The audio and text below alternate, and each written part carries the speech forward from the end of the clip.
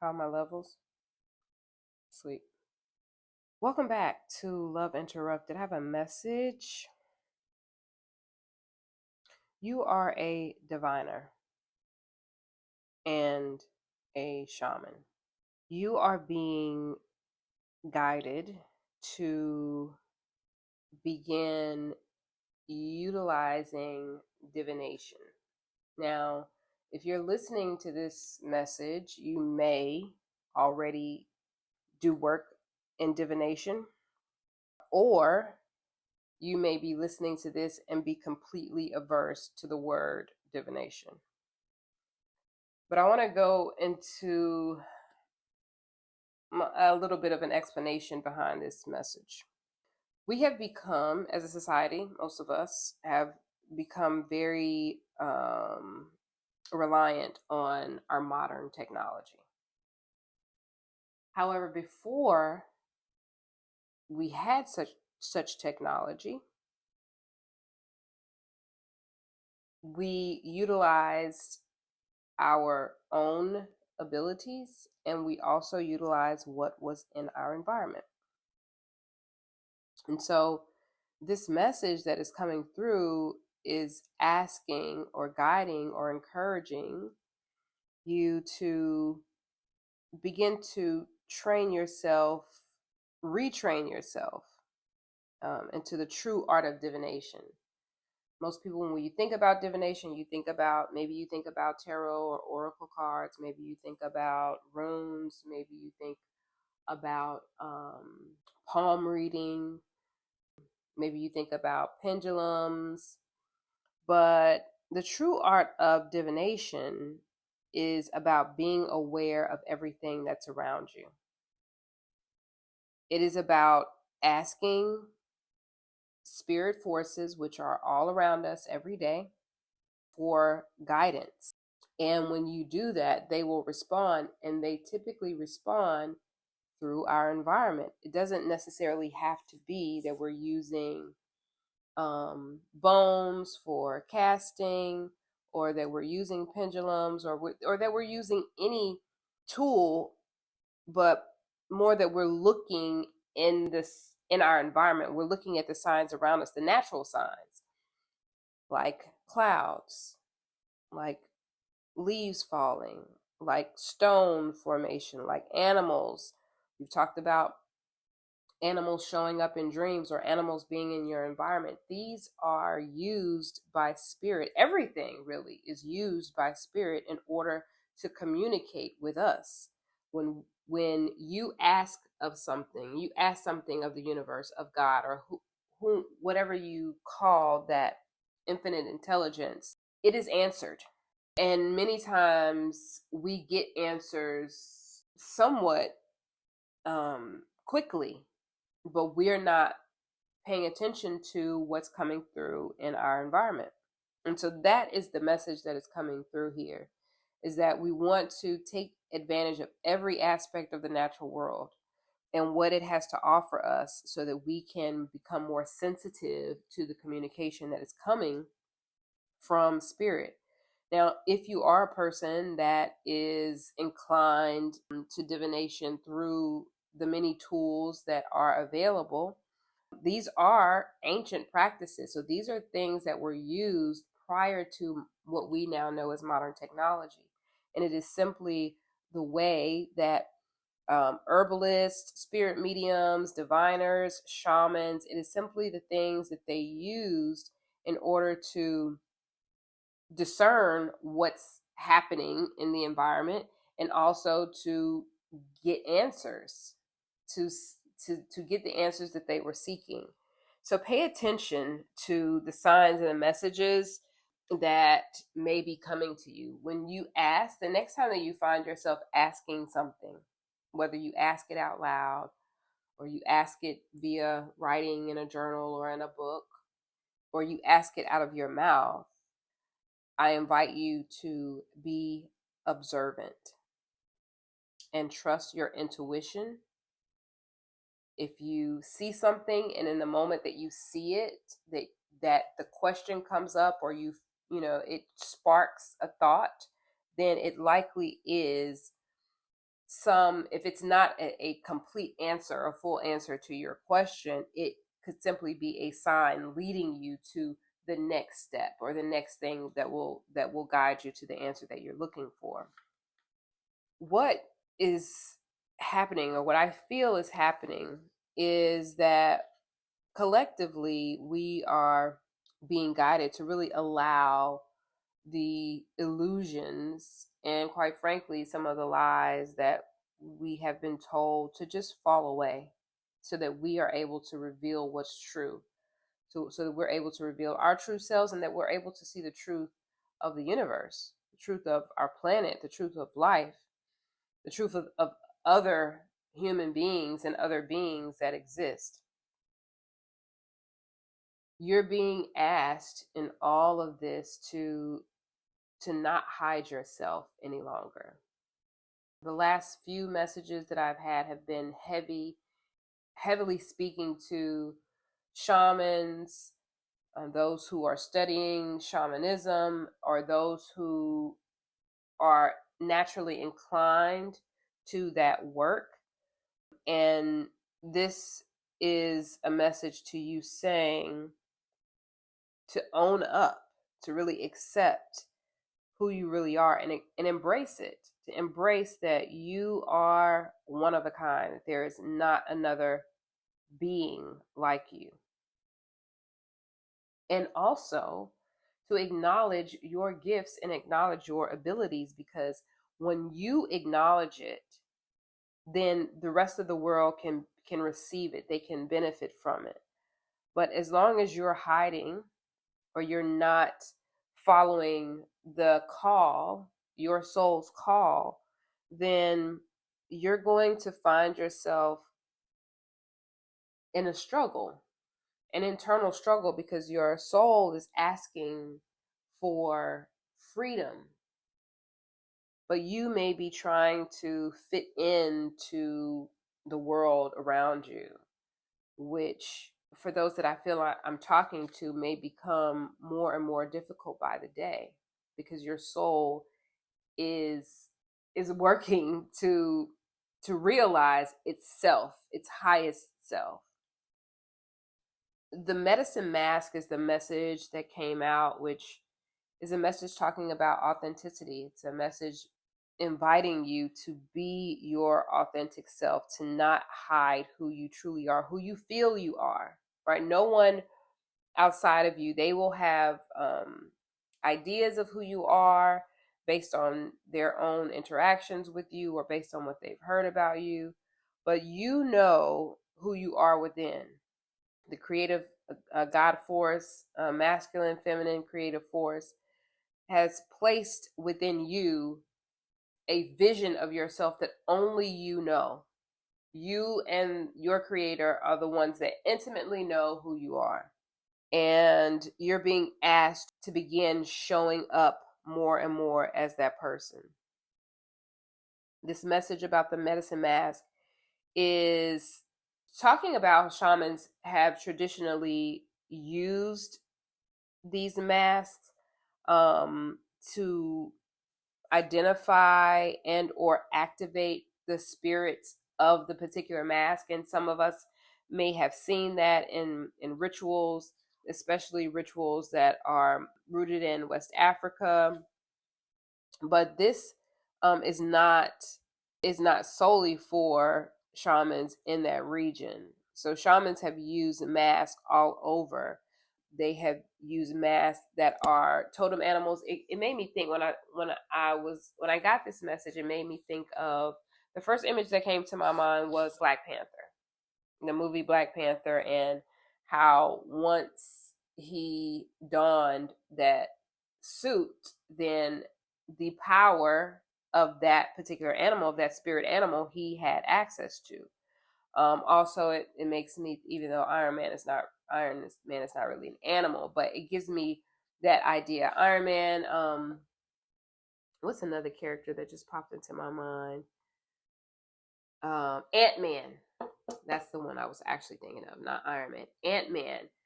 He's able to shrink himself down, so he's able to take on the characteristics. And so that is what shamans have traditionally done with medicine masks. They have utilized these masks to really summon the qualities of the spirit of the mask that they are wearing. And so the message here is again inviting you to possibly use this technique.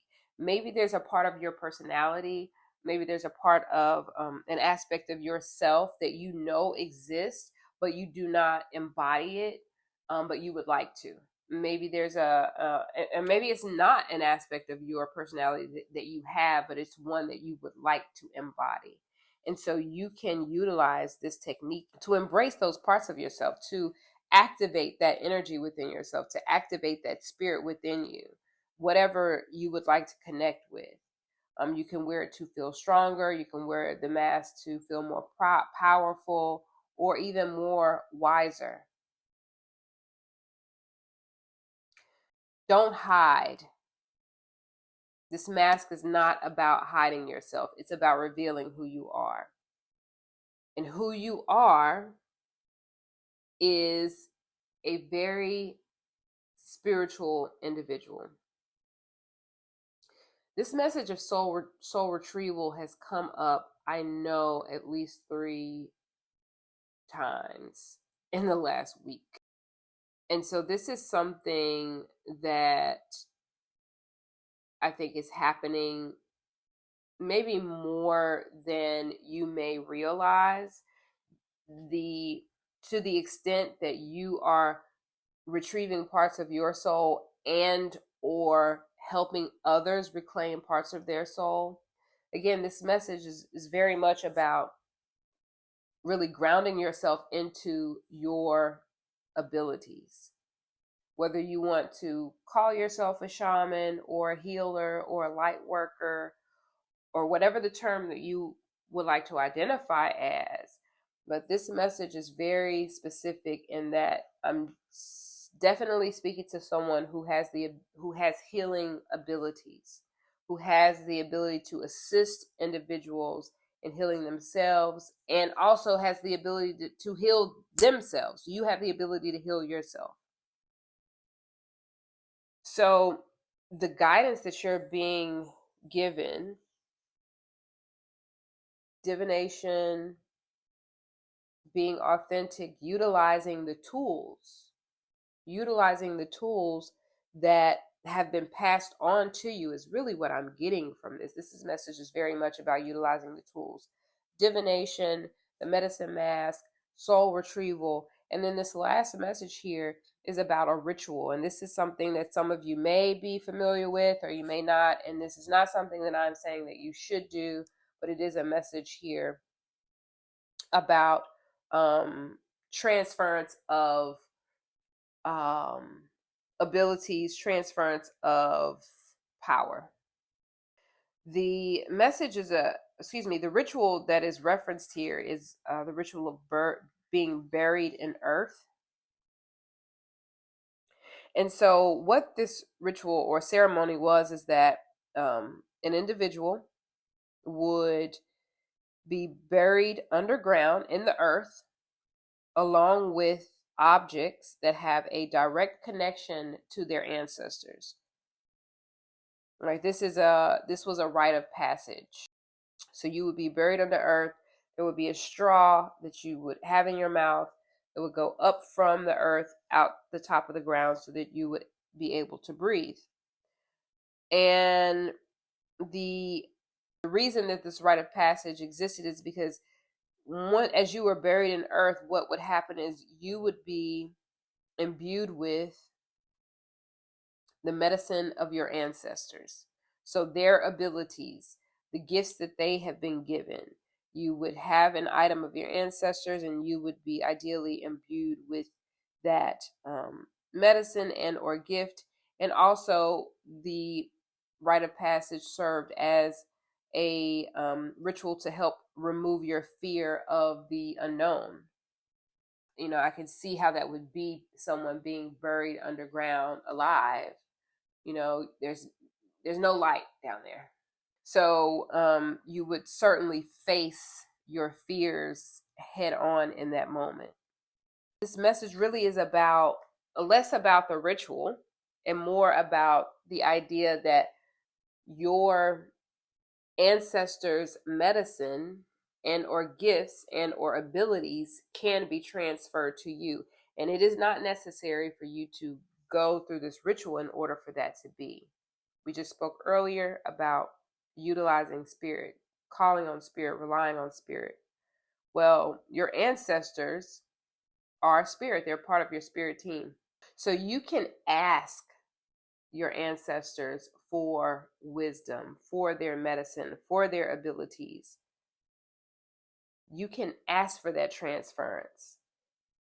When you ask, it is given, but it is important that you be observant, pay attention to any signs, symbols, omens that may be coming to you in answer to what you are asking.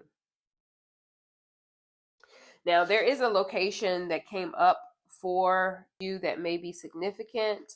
I'm going to, of course, give you the GPS location so that you can be as accurate as possible if you decide that you would like to do a visualization and put yourself there, place your consciousness there.